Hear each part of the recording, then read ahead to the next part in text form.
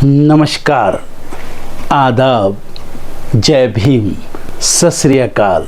मैं हूँ माजिद सिद्दीकी और आप देख रहे हैं फोकस हिंदुस्तान न्यूज़ चैनल। आज की ख़ास खबरें सब्सक्राइब करें, लाइक करें, शेयर करें। फिर आऊँगा एक ताज़ा खबर को लेकर माजिद सिद्दीकी।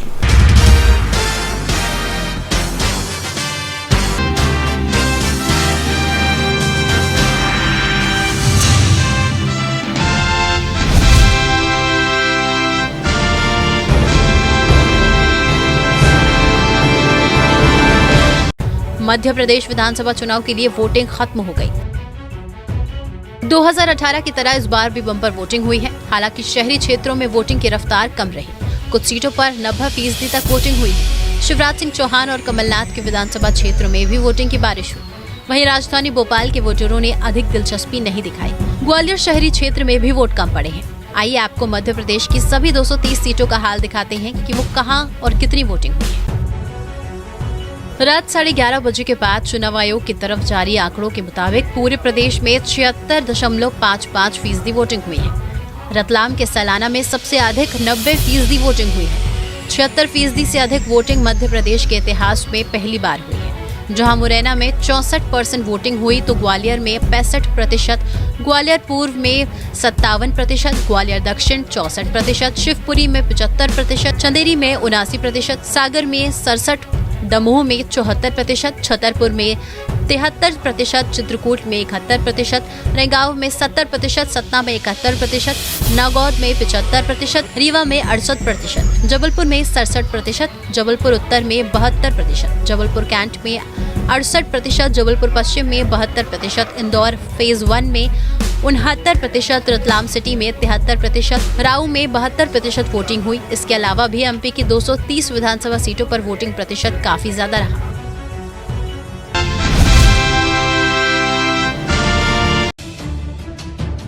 2024 लोकसभा चुनाव में बीजेपी का मुकाबला करने की तैयारियों में जुटी कांग्रेस ने अब बीजेपी के गढ़ गुजरात में रणनीति बनानी शुरू कर दी है। पार्टी राज्य की सभी 26 लोकसभा सीटों पर अपनी स्थिति का आकलन करने और संगठन के पुनर्गठन के लिए नेताओं की कुछ टीम बनाई है।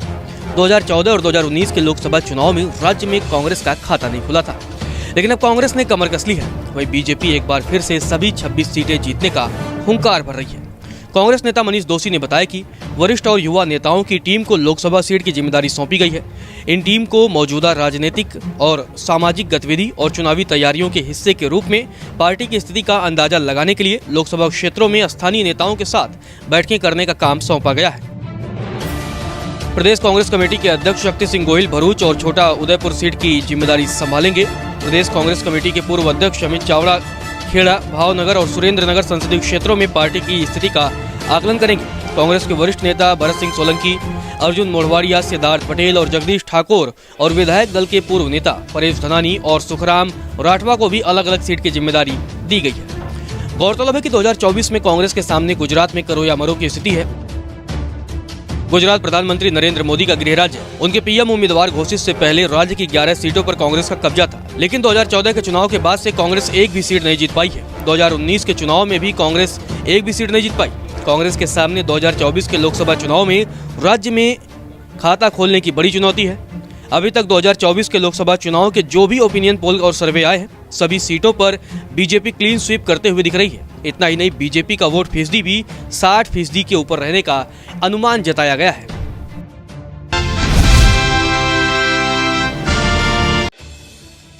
अपने बयानों से लगातार मोदी सरकार की मुश्किलें बढ़ाने वाली पूर्व राज्यपाल सत्यपाल मलिक ने राजस्थान विधानसभा चुनाव से पहले एक बार फिर बीजेपी पर निशाना साधा है। सत्यपाल मलिक ने राज्य के किसानों से कहा है कि वे बीजेपी के ऐसे किसी भी नेता को वोट न करें जिसने किसानों के लिए एमएसपी मुद्दे का समाधान नहीं किया है। मलिक ने किसानों के बीच एकता का आह्वान किया और उन्हें कृषि मुद्दों के आधार पर सामूहिक रूप से मतदान करने के लिए भी प्रोत्साहित किया। सत्यपाल मलिक ने कहा कि बीजेपी की मोदी सरकार किसानों के खिलाफ है। 4 कानून वापस लिए, एमएसपी कानून बनाने की मांग है, सरकार इसे पूरा नहीं कर रही है। ईआरसीपी एक ऐसा प्रोजेक्ट है जिससे राजस्थान को फायदा होने वाला था, लेकिन केंद्र सरकार ने छोड़ दिया। एमएसपी कानून लागू नहीं कर रहे हैं, जबकि गुजरात में थे तब इसके लिए पीएम को चिट्ठी लिखी थी वादा करने के बावजूद, क्योंकि अडानी को फायदा पहुंचाने के लिए एमएसपी लागू नहीं कर रहे हैं। किसानों को अपने मुद्दों के आधार पर वोट करना चाहिए। वहीं सत्यपाल मलिक ने आशंका जताई है कि अगर 2024 में मोदी सरकार तीसरी बार केंद्र की सत्ता में आती है तो उन्हें जेल में डाल दिया जाएगा। मलिक ने कहा कि उनकी सुरक्षा वापस ले ली गई है और उनकी सुरक्षा में सिर्फ एक जवान रह गया है। सत्यपाल मलिक ने कहा कि मैं भाजपा के खिलाफ नहीं हूँ, गडकरी के भी खिलाफ नहीं हूँ, मोदी और उनके कार्यों के खिलाफ हूँ। जिसके काम पसंद नहीं है उसके खिलाफ हूँ। मोदी तीसरी बार सत्ता में आए तो मुझे जेल में डाल देंगे क्योंकि मैं मोदी का दुश्मन नंबर 1 हूँ। वहीं राजनीति में एंट्री को लेकर सत्यपाल मलिक ने कहा कि वो कोई पार्टी ज्वाइन नहीं करेंगे। उन्होंने कहा कि जो प्रचार के लिए मुझे बुला रहे हैं वहां जा रहा हूं, लेकिन कोई पार्टी ज्वाइन नहीं करूंगा। सत्यपाल मलिक ने किसानों से विधानसभा चुनाव में बीजेपी को वोट नहीं देने की अपील करते हुए कहा कि आने वाले चुनाव में जाति बिरादरी का फर्क मिटाकर मतदान करें और अपने हितों के लिए वोट करें।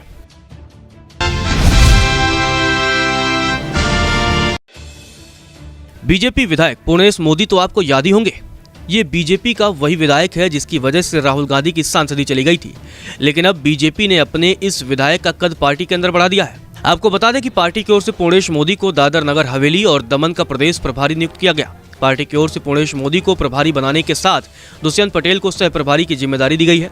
पार्टी के मुख्यालय प्रभारी एवं राष्ट्रीय महासचिव अरुण सिंह की ओर से जारी आधिकारिक पत्र में दोनों नेताओं की नियुक्ति तत्काल रूप से लागू कर दी गई। 58 साल के पूर्णेश मोदी 3 बार से विधायक हैं और दक्षिणी गुजरात के ओबीसी समुदाय का चेहरा है। पूर्णेश मोदी पेशे से वकील हैं। पूर्णेश मोदी ने 2013 के उपचुनाव में पश्चिमी सूरत में पहली बार विधायकी का चुनाव जीता था। इसके बाद साल 2017 और 2022 में भी वह यहां से लगातार जीतने में कामयाब रहे। 2022 में उन्होंने 1 लाख से ज्यादा वोटों से जीत हासिल की थी। इसके पहले वे पार्षद भी रह चुके हैं। गुजरात बीजेपी प्रदेश प्रमुख CR पाटिल के सूरत से होने के कारण दक्षिण गुजरात की पॉलिटिक्स में उनका दबदबा था। तो वहीं सूरत की बड़ी नेता दर्शना जरदोश रेल राज्य मंत्री हैं, लेकिन पूर्णेश मोदी के पास कोई बड़ी जिम्मेदारी नहीं थी। प्रधानमंत्री नरेंद्र मोदी और बीजेपी के निष्ठावान कार्यकर्ता की छवि रखने वाले पूर्णेश मोदी के ऊपर पार्टी ने बड़ा दांव खेलते हुए अहम जिम्मेदारी सौंपी है। दादर नगर हवेली लोकसभा पर अभी शिवसेना का कब्जा है। उपचुनाव में दिवंगत सांसद मोहन भाई डेलकर की पत्नी कलाबेन डेलकर चुनाव जीती थी। वे शिवसेना के टिकट पर लड़ी थी। बीजेपी अभी तक इस सीट को सिर्फ 3 बार जीत पाई है। एक बार जब यहाँ के कद्दावर नेता मोहन भाई डेलकर खुद बीजेपी से लड़े तब यह सीट बीजेपी के पास आई थी। 2 बार नटू भाई पटेल यहाँ से बीजेपी के टिकट पर जीते थे। 2019 में मोहन भाई डेलकर निर्दलीय जीते थे। ऐसे में जब पार्टी 2024 में ज्यादा से ज्यादा सीटें जीतना चाहती है तब पार्टी ने दादर नगर हवेली लोकसभा के मोर्चे पर भरोसेमंद पूर्णेश मोदी को लगाया है।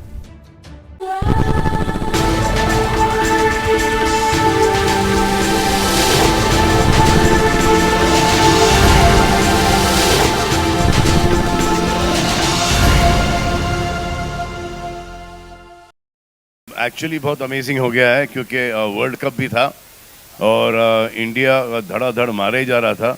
उस दौरान हम आए तो जो हमारे कलेक्शंस हैं वो बहुत ही अच्छे हैं। इंडिया कल जीत जाएगी और उसके बाद आप सब वापस थिएटर्स में। But I have to ask you about your training. It's been incredible. You know, people keep talking about action करना होता है, ये करना होता है. I will of course talk to you. Sir नहीं, ये एक्चुअली बहुत अमेजिंग हो गया है क्योंकि वर्ल्ड कप भी था और इंडिया धड़ाधड़ मारे ही जा रहा था। हर गेम इंडिया जीती है और उस दौरान हम आए तो जो हमारे कलेक्शंस हैं वो बहुत ही अच्छे हैं, बहुत ही अच्छे हैं। अब इंशाल्लाह इंडिया कल जीत जाएगी, इंडिया कल जीत जाएगी और उसके बाद आप सब वापस थिएटर्स में, समझे? अच्छा, एक टाइगर अगर वहां है, एक तो क्रिकेट तो रिलीजन है ही भाई इस कंट्री में, सभी देखते हैं। यहाँ पर कौन क्रिकेट नहीं देखता मेरे अलावा? अच्छा पहले रुक जाओ यार। चलो फिर इधर क्या करो, जाके पिक्चर देखो फिर। बहुत अच्छी बात है कि आप सबको ये फिल्म अच्छी लगी।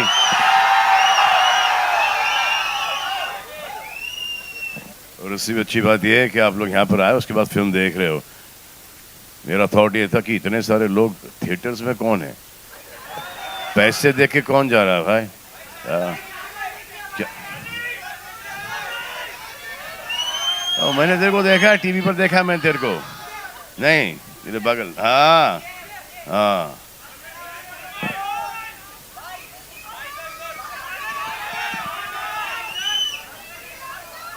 सुनना, एक 1-on-1 ऐसे करते या तू यहाँ आ जा फिर। कटरीना यहाँ पर खड़ी है, मैं तेरे को हक करूंगा।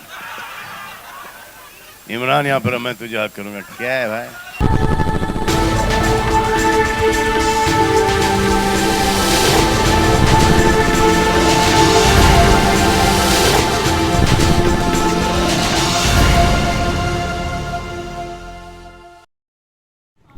हाय एवरीवन, मैं प्रवेश नैयर बोल रहा हूँ न्यू दिल्ली मालवीय नगर से। एक्चुअली मैं अभी थोड़ी देर पहले मुझे एक ये लेटर रिसीव हुआ इस तरीके से। इसमें मेरा मोबाइल नंबर एंड एवरीथिंग है। इसमें ये मीशू कंपनी का था। मीशू कंपनी से मैंने बात करी थी, वो लोग इस तरीके का कोई लेटर नहीं भेज रहे किसी को। और ये एक स्क्रैच कार्ड इन्होंने भेजा था जिसमें मारुति स्विफ्ट वगैरह इन्होंने निकाली हुई थी। खैर, मुझे शुरू से ही फील हो रहा था कि ये स्कैम है, क्योंकि इसमें QR कोड भी दे रखा था। इसको स्कैन करते ही आपका जो है वो ऐप जो है वो उसको हैक कर लेगी। गूगल पे एंड ऑल दैट हैक हो जाएंगे। प्लीज़ मत कीजिएगा, मैंने भी नहीं किया। मैंने इनके जो नंबर दे रखे हैं, इसमें ऊपर वाले नंबर पे बात करी। ये बंदा पहले तो मेरे से आराम से बात कर रहा था, बाद में ये गाली गलौज पे आ गया। तो प्लीज़, ये इस तरीके का ये नया स्कैम आया है। इस तरीके का लेटर आपको भेजेंगे जिस पे अर्जेंट लेटर लिखा हुआ होता है। ये इसको प्लीज़ स्प्रेड कर दीजिए। इस तरीके की चीज़ें हो रही हैं। किसी भी तरह से आपका अकाउंट खाली करने के नए नए तरीके हैं। तो मैं यही आपको बोलूँगा कि प्लीज़ इसको बिल्कुल भी स्कैन मत कीजिएगा। ये जो बार कोड है इसे स्कैन मत कीजिएगा, नहीं तो आपका अकाउंट खाली हो जाएगा, हैक हो जाएगा आपका फ़ोन। प्लीज़।